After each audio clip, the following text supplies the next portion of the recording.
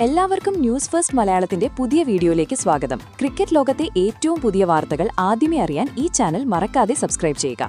2020 ലോകകപ്പിന്റെ ആവേശ പോരാട്ടങ്ങൾക്കിടയിൽ ഇന്ത്യൻ ക്രിക്കറ്റിനെ ആകെ പിടിച്ചുലച്ചുകൊണ്ട് ആർക്കും വിശ്വസിക്കാനാവാത്ത ഒരു വമ്പൻ വാർത്തയാണിപ്പോൾ പുറത്തുവരുന്നത്. നമീബിയക്കെതിരായ നിർണായക പോരാട്ടത്തിന് തൊട്ടുമുമ്പ് BCCI നടത്തിയ ഈ അപ്രതീക്ഷിത നീക്കം ഒരു ഭൂചലനം പോലെയാണ് ക്രിക്കറ്റ് ലോകത്തെ ഞെട്ടിച്ചിരിക്കുന്നത്. മറ്റൊന്നുമല്ല, ചീഫ് സെലക്ടർ സ്ഥാനത്ത് നിന്ന് അജിത് അഗർക്കറെ നീക്കി പകരം സാക്ഷാൽ MS ധോണിയെ ഇന്ത്യൻ ടീമിന്റെ കടിഞ്ഞാണേൽപ്പിച്ചിരിക്കുകയാണ്. അതെ, മൈതാനത്ത് വിസ്മയങ്ങൾ തീർത്ത ക്യാപ്റ്റൻ കൂൾ ഇനി സെലക്ഷൻ കമ്മിറ്റിയുടെ തലപ്പത്തിരുന്ന് കളി നിയന്ത്രിക്കും. സ്ഥാനമേറ്റ ഉടൻ തന്നെ തന്റെ നയം എന്താണെന്ന് ധോണി ലോകത്തിന് കാണിച്ചുകൊടുത്തു. അദ്ദേഹം പ്രഖ്യാപിച്ച പുതിയ പ്ലേയിങ് 11 കണ്ട് ക്രിക്കറ്റ് പണ്ഡിതന്മാർ പോലും അന്തം വിട്ടു നിൽക്കുകയാണ്. വെറുമൊരു ടീം മാറ്റമല്ലിത്. ആരാധകരുടെ വർഷങ്ങളായുള്ള കാത്തിരിപ്പിന് വിരാമമിടുന്ന, നീതി നടപ്പാക്കുന്ന ഒരു സർജിക്കൽ സ്ട്രൈക്ക് തന്നെയാണ്. ഫെബ്രുവരി 12-ന് നമീബിയക്കെതിരെ നടക്കാൻ പോകുന്ന മത്സരത്തിൽ ജയം മാത്രം ലക്ഷ്യമിട്ട് BCCIയും ധോണിയും ചേർന്ന് നടപ്പിലാക്കുന്ന ഈ മാസ്റ്റർ പ്ലാൻ എതിരാളികളുടെ ഉറക്കം കെടുത്തുമെന്ന് ഉറപ്പാണ്. ഈ ലോകകപ്പിൽ ഒരു അനാസ്ഥയും വെച്ചുപൊറുപ്പിക്കില്ല എന്ന BCCIയുടെ കർശന നിലപാടാണ് ധോണിയുടെ വരവിന് വഴിയൊരുക്കിയത്. ധോണി തെരഞ്ഞെടുത്ത ഈ പുതിയ പടയിൽ യുവത്വത്തിന്റെ ചുറുചുറുക്കും അനുഭവസമ്പത്തിന്റെ കരുത്തും ഒരുപോലെ ഇഴചേർന്നിരിക്കുന്നു. വെറുതെ കളിക്കുകയല്ല, മറിച്ച് എതിരാളികളെ നിലംപരിശാക്കുക എന്ന ലക്ഷ്യത്തോടെയാണ് ഈ ടീം ഇറങ്ങുന്നത്.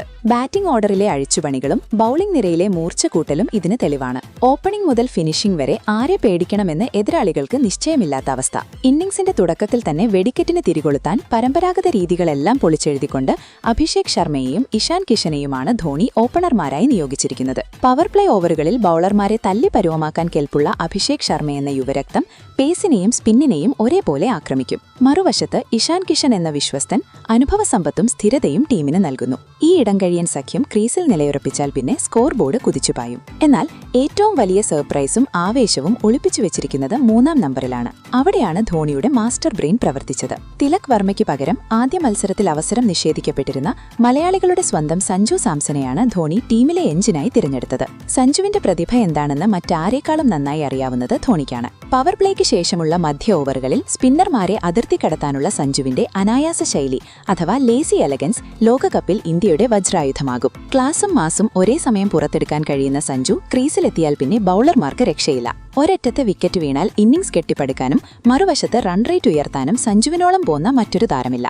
ധോണിയുടെ ഈ തീരുമാനം കേരളക്കരയിൽ മാത്രമല്ല, ലോകമെമ്പാടുമുള്ള സഞ്ജു ആരാധകർക്കിടയിൽ ആവേശത്തിരയിളക്കം സൃഷ്ടിച്ചിരിക്കുകയാണ്. തൊട്ടുപിന്നാലെ 4-ാം നമ്പറിൽ ടീമിന്റെ ഹൃദയവും T20യിലെ രാജാവുമായ നായകൻ സൂര്യകുമാർ യാദവ് എത്തുന്നു. മൈതാനത്തിന്റെ 360 ഡിഗ്രിയിലും ഷോട്ടുകൾ പായിക്കാൻ കേൾപ്പുള്ള സൂര്യ ബൌളർമാർക്ക് ഒരു സേഫ് സോണും നൽകുന്നില്ല.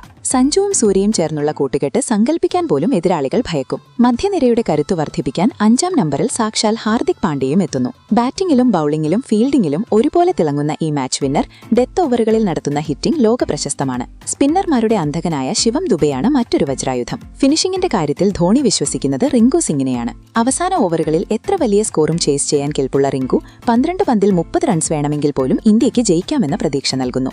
ഇവർക്കൊപ്പം ഓൾറൗണ്ടർ മികവുമായി അക്സർ പട്ടേലും ചേരുമ്പോൾ ബാറ്റിംഗ് നിര കൂടുതൽ ആഴമുള്ളതാകുന്നു. ബൌളിംഗ് ഡിപ്പാർട്ട്മെന്റിലേക്ക് വന്നാൽ എതിരാളികളെ എറിഞ്ഞിടാൻ തയ്യാറായി നിൽക്കുന്നത് അർഷ്ദീപ് സിംഗും ജസ്പ്രീത് ബുംറയുമാണ്. പുതിയ പന്തിൽ സ്വിംഗിലൂടെ വിക്കറ്റ് വീഴ്ത്താനും ഡെത്ത് ഓവറുകളിൽ യോർക്കറുകളിലൂടെ റൺസ് തടയാനും ഈ സഖ്യത്തിന് പ്രത്യേക മിടുക്കുണ്ട്. സ്പിൻ ആക്രമണത്തിന് നേതൃത്വം നൽകുന്നത് വരുൺ ചക്രവർത്തിയാണ്. വരുണിന്റെ മിസ്റ്ററി സ്പിൻ ഇന്നും പലർക്കും ഒരു പ്രഹേളികയാണ്. ചുരുക്കത്തിൽ ധോണി തെരഞ്ഞെടുത്ത ഈ ടീം വെറും ഒരു 11 പേരല്ല, സഞ്ജുവിന്റെ തിരിച്ചുവരവിലൂടെ നീതി നടപ്പാക്കിയ ഒരു വിപ്ലവമാണ്. ഫെബ്രുവരി 12-ന് ഈ ടീം കളത്തിലിറങ്ങുമ്പോൾ അത് ഇന്ത്യൻ ക്രിക്കറ്റിന്റെ പുതിയൊരു അധ്യായമായിരിക്കും. ഈ മാറ്റങ്ങളെക്കുറിച്ച് നിങ്ങൾക്കെന്ത് തോന്നുന്നു? സഞ്ജു സാംസണിന് ലഭിച്ച ഈ അവസരം അദ്ദേഹം മുതലാക്കുമോ? സഞ്ജു സൂര്യ കൂട്ടുകെട്ട് ഇന്ത്യക്ക് കപ്പ് നേടിത്തരുമോ? നിങ്ങളുടെ ആവേശം ഒട്ടും കുറയ്ക്കാതെ വിലയേറിയ അഭിപ്രായങ്ങൾ താഴെ കമന്റ് ചെയ്യുക. മാത്രമല്ല, സഞ്ജുവിനൊപ്പം ടീം ഇന്ത്യയുടെ വിജയം ആഘോഷിക്കാൻ ഈ ചാനൽ സബ്സ്ക്രൈബ് ചെയ്യാനും മറക്കല്ലേ.